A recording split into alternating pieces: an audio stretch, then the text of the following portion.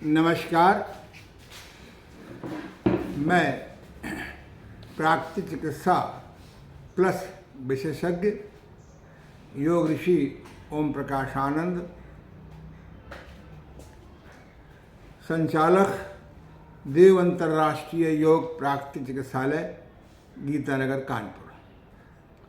मेरा mobile number, contact number 9336115528, Hindi में 9336225511। ठीक है, 9336 11, ठीक है, 11 पुनः 9336115528, सुधार कर ले। आज प्राकृतिक चिकित्सा की चौथी व्याख्यान माला है। प्रथम दिन मैंने आपको बताया था कि प्राकृतिक चिकित्सा से आज मैं स्वयं कैसे स्वस्थ हूँ और कैसे आज से 54 साल पहले बीमार था और सभी प्रकार की दवाइयाँ, टुटके, पूजा पाठ फेल हो चुके थे। दूसरे दिन मैंने बताया था कि प्राकृतिक चिकित्सा से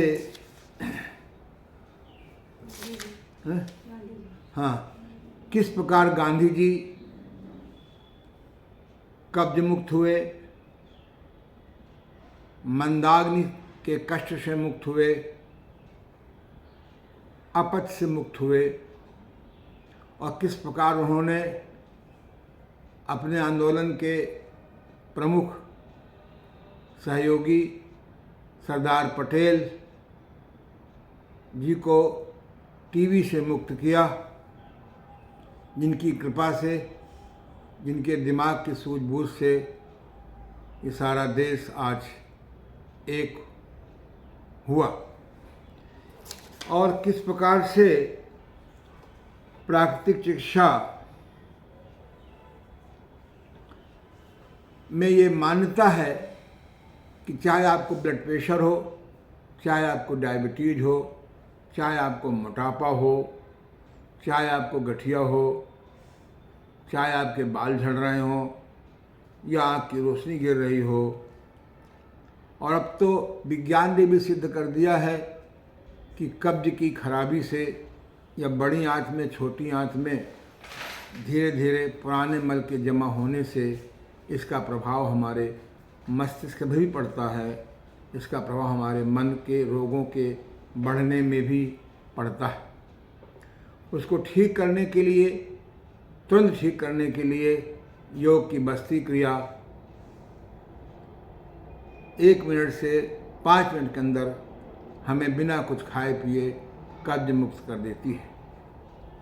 कोई व्यक्ति कितना भी बीमार हो, अगर रात को सोने से पहले गुरुदेव स्वामी देवमूर्ति जी की विधि से अगर बस्ती क्रिया कुछ दिन कर ले तो उसे बहुत राहत मिलती है।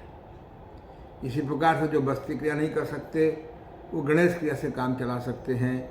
जिन्हें बस्ती क्रिया और गणेश क्रिया की जानकारी नहीं है वह प्राकृतिक चिकित्सा के एनीमा के डिब्बे से, जो शौचालय में ही 3-4-5 फुट ऊपर कील पे टांग करके बैठे बैठे भी ले सकते हैं।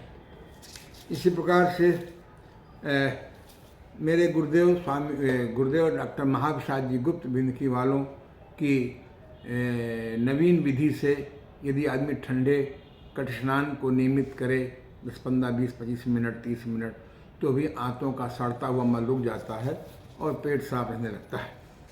इसी प्रकार से कुछ या जो लोग तब बात नहीं ले सकते हैं वो गर्म पानी, ठंडे पानी की थैली नाभि के नीचे रखें तो उससे भी पेड़ों के मल की सान रुक जाती है और मल बाहर समय पर निकल आता है। और इसके लिए बहुत सारे व्यायाम करने की ज़रूरत नहीं है। इसके लिए केवल आप किंग एक्सरसाइज, स्वामी देवमूर्ति जी महाराज की निकाली अद्भुत क्रिया किंग एक्सरसाइज, क्वीन एक्सरसाइज, एक पादोत्थानासन, द्विपादोत्थानासन तथा नौका आसन हम अगर नियमित करें तो इससे भी आंतें मजबूत हो जाती हैं और मल निकलता है। योग की संघ प्रक्षालन क्रिया जो प्राचीन विधि से है वो बड़ी कठिन हो गई है आज के लोगों के लिए। स्वामी देवमूर्ति ने नई विधि निकाली है। अथवा हम भोजन में ऐसा सुधार करें। रामायण में गोस्वामी तुलसीदास जी ने अपनी ग्रंथ रचित रामचरितमानस में लिखा है, करहि आहार साक फल कंदा, सुमरें ब्रह्म सत चित्त आनंदा। अगर आप चित्त को आनंदित करना चाहते हैं, सुखी करना चाहते हैं, तो सुबह के टाइम पर साग खाएं। साग मैंने यहाँ से हमारे गुरुदेव ने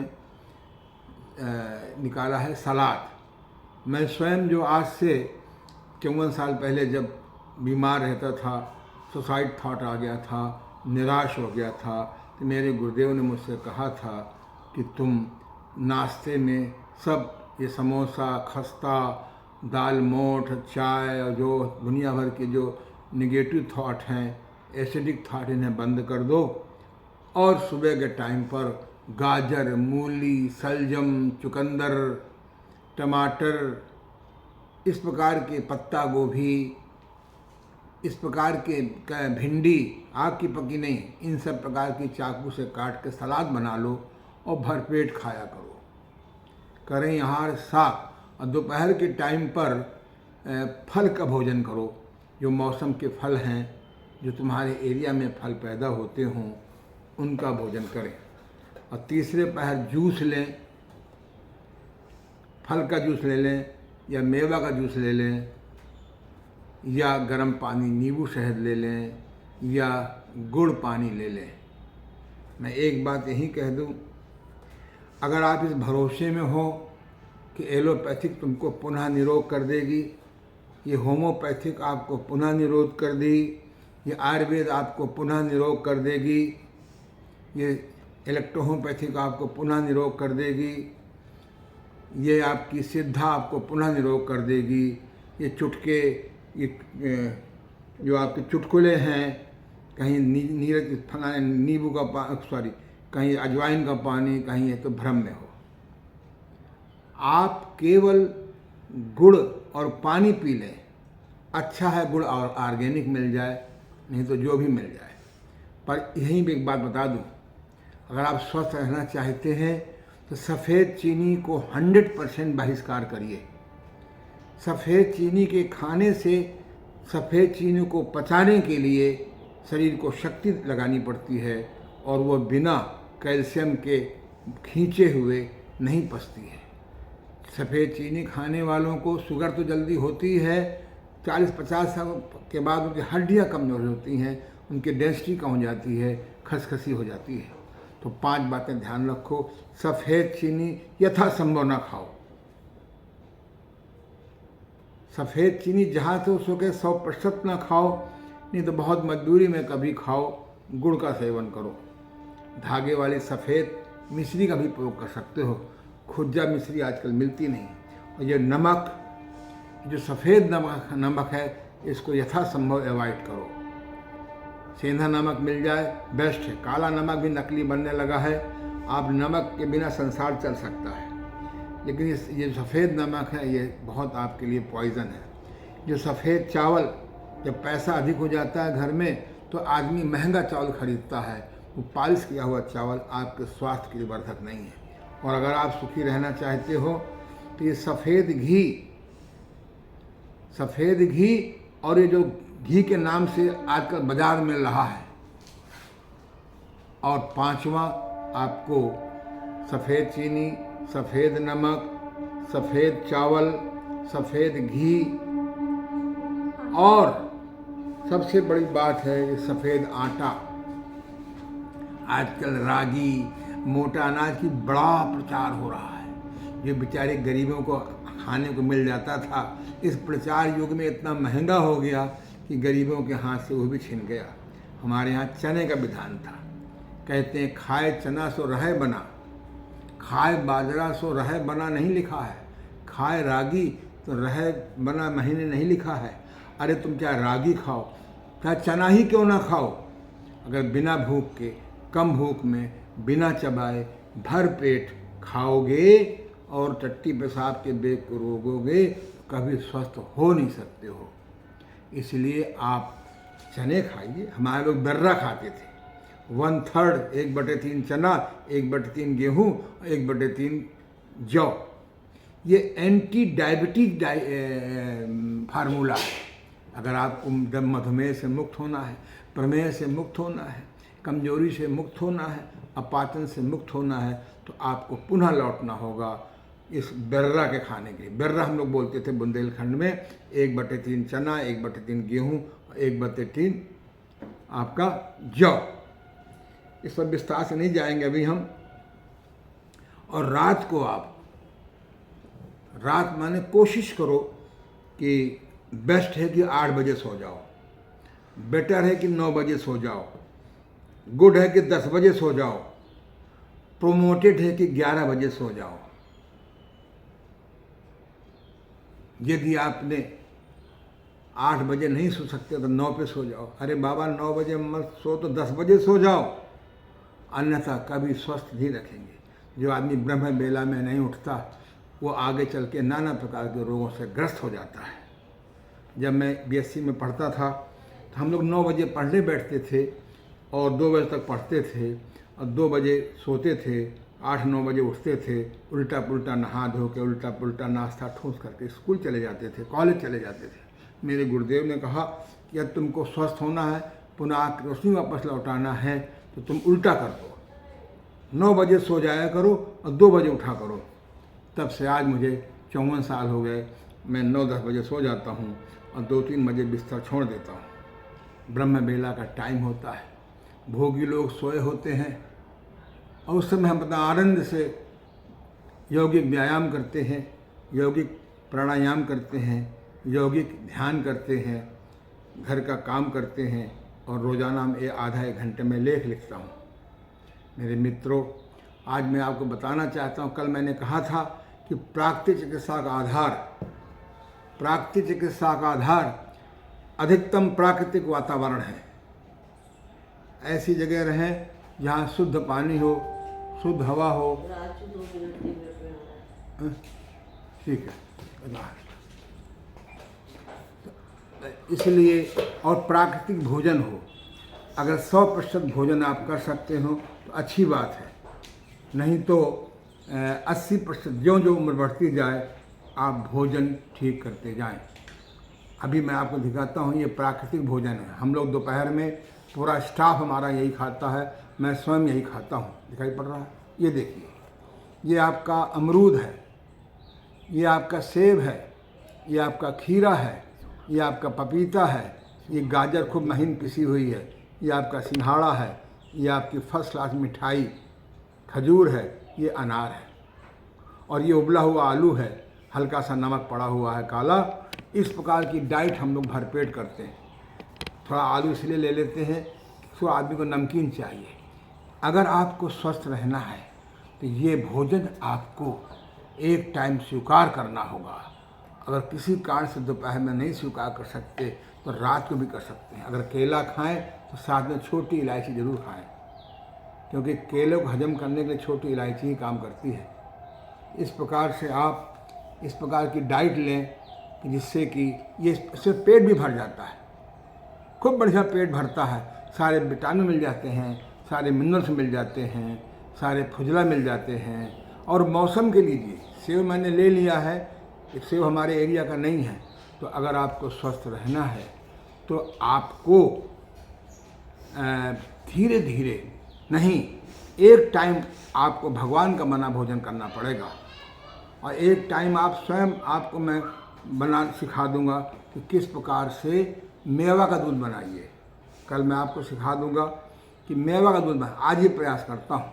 आप सवेरे सवेरे मेवा का दूध ले लीजिए, या मट्ठा ले लीजिए, या दही पतला करके ले लीजिए, या गुड़ पानी ले लीजिए, हैं, या आप बिहार के हो तो सतुआ घोल के ले लीजिए 1 चम्मच।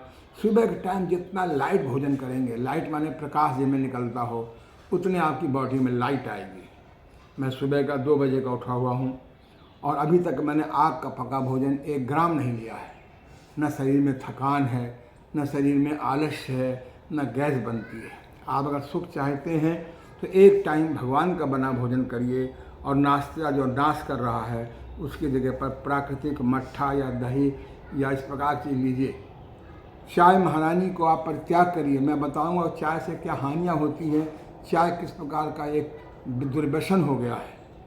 इसी प्रकार से दोपहर में 30 रुपये मैंने बता दिया आपको। हाँ, अगर आपका मन नहीं मानता, समोसा खाने का मन है, कचौड़ी खाने का मन है, कुछ बदपरहेजी का मन है, तो आप तीसरे पहर होश में आप इसका बदपरहेजी कर लें, क्योंकि अगर आप बदपरहेजी को रोकेंगे अंदर से, फिर आप डबल खाएंगे।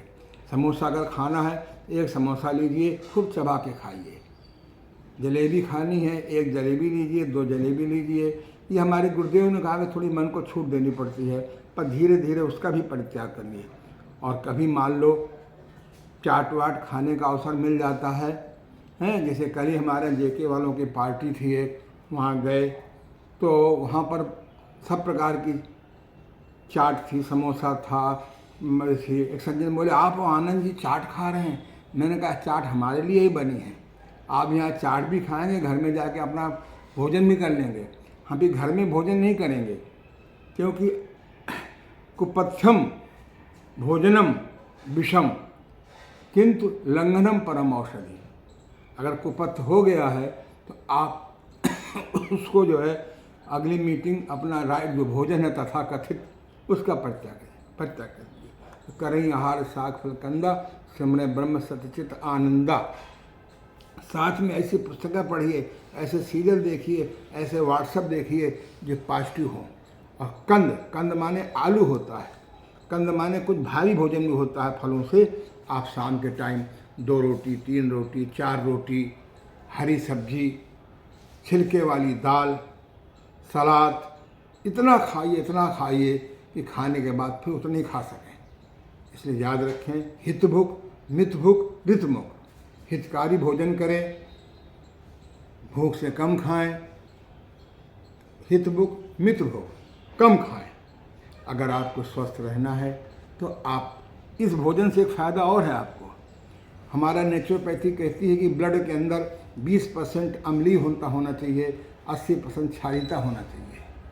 मुझे ये नहीं मालूम कि थकान किस चिड़िया का नाम है, मुझे ये नहीं मालूम कि कमजोरी किस चिड़िया का नाम है, क्योंकि हमारा जो ब्लड है 80% अल्कलाइन है। जब आप प्राकृतिक भोजन करेंगे, हाँ अगर दिल नहीं मानता तो थोड़ा सा इसमें नमक डाल लो। अगर आप अल्कलाइन भोजन करेंगे 80% और 20% क्षारीय भोजन करेंगे, ये दाल, रोटी, चावल, उबली हुई सब्जी, कुछ मसाला पड़ी सब्जी, ये अम्लीय भोजन में आता है। तो ऐसा नहीं कि अम्लीय भोजन की नीड नहीं है, आपको नीड है। अगर आप सुखी रहना चाहते हैं, रोग मुक्त होना चाहते हैं, जहाँ पेड़ पर ठंडे पानी की पट्टी जरूरी है, जहाँ पर टब्बात जरूरी है, कड़स्नान जरूरी है, जहाँ पर एनीमा बस्ती की ज़रूरत है, वहीं पर इस प्रकार के फुजला युक्त, विटामिन युक्त, मिनरल्स युक्त प्राकृतिक भोजन की ज़रूरत है। तो इस प्रकार से शाम को आप ऐसा कर लें। किसी कारण से यदि आपको, वैसे दोपहर में फलाहार अच्छा होता है, आप शाम को ले लीजिए। लोग कहते हैं शाम को फल नहीं खाना चाहिए। अरे हम लोग, हमारे पूर्वज बंदर रहे हैं, बंदर शाम को खाता है फल, कहाँ बीमार रहता है, ये दिमाग में घुस गया। चलो फिर भी आप अदरक साथ में ले सकते हैं। इसलिए याद रखें कि अगर आप अपने भोजन को धीरे धीरे प्राकृतिक करेंगे। एक मैं चलते चलते आपको, जहाँ मैंने कलकत्ता कब्ज गैस की पुस्तक पढ़ना बहुत ज़रूरी है। इस पुस्तक को अगर भूगोल इतिहास की तरह अनिवार्य विषय में रख दिया जाए, इस देश में बहुत कम बीमारियां रह जाएंगी। आज अगर गांधी जी होते, उनको मैं समझाता, ये किताब अनिवार्य कर देते। वहीं पर एक किताब आई है कि मेरे मित्र हैं दिल्ली के श्री ब्रजभूषण जी गोयल, डॉक्टर बीपी गोयल, वो पिछले 35 सालों से आग का पका भोजन नहीं करते। सवेरे वो सब्जियों का जूस पीते हैं, पहले सब्जियों का जूस निकाल लेते हैं, फिर गर्म पानी में रख देते हैं, डायरेक्ट गर्म नहीं करते। इसे कहते हैं लाइव सूप। इसे कहते हैं लाइव सूप। सीधे अगर आप सब्जी गर्म करते हैं तो उसको डेड सूप है। सवेरे सब्जियों का जूस पीते हैं, दोपहर में मौसम के फल खाते हैं, मैंने उनसे सीखा ये। तीसरे पहर जूस पी लेते हैं, कभी मेवा का जूस, कभी अनार का जूस, कभी इस प्रकार का। और रात के समय पर वह अंकुरित अनाज खाते हैं, उनमें किशमिश मुनक्का अंजीर डाल देते हैं। और मियाँ बेबी ठाठ से लगभग 78 साल के हो गए हैं, 80 साल के होने जा रहे होंगे और बिल्कुल टनाटन स्वस्थ हैं। इसलिए हे मित्रों, धीरे धीरे चलें प्रकृति की ओर, चलें प्राकृतिक भोजन की ओर, चलें सरलता की ओर। नहीं तो blood pressure, diabetes, heart full, kidney खराब, बाल सारे झड़ गए और बायोलॉजिकल नपुंसकता, ये आपके मित्र हो जाएंगे। यदि इनको आप मित्र नहीं बनाना चाहते तो चलें प्रकृति की ओर, चलें प्राकृतिक आहार की ओर, चलें प्राकृतिक चिकित्सा की ओर। आज इतना ही, कल फिर हम लोग चर्चा करेंगे। पुनः मेरा मोबाइल नंबर नोट कर लीजिए 9336115528। मैं आपको इसलिए संदेश दे रहा हूँ कि मैं भी बहुत कभी दुखी था। ये प्राकृतिक चिकित्सा, प्राकृतिक भोजन, प्राकृतिक सवेरे की मॉर्निंग वॉक का फल है। उस समय ना मुझे योग जानता था, ना प्राणायाम जानता था, ना ध्यान जानता था, और पूर्ण स्वस्थ हो गया। आज भी स्वस्थ हूँ। इसलिए सुखी रहना चाहते हो तो करें आहार साग फलकंदा, सुमरें ब्रह्म सत चित आनंदा। धन्यवाद, कल फिर मिलेंगे।